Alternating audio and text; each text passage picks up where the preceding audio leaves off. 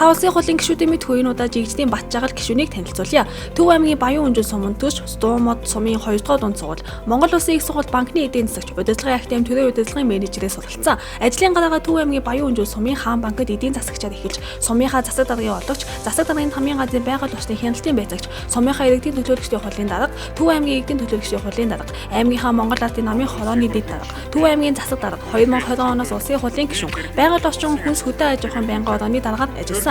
12 хувь санаачилсан 4.5 тэрбумын хөрөнгөтэй гишүүн. 20 гаруй жил Баян Үнжил суманд ажиллаж амьдсан түүнийг Үнжүүлийн Батжагал гэдэг болжээ. Иргэдийн төлөөлөгчдийн хурлын төлөөлөгчөөс аймгийн засаг дарга их хурлын гишүүн болж дэвшсэн түүнийг энх хотын хүн гихэмжгүй.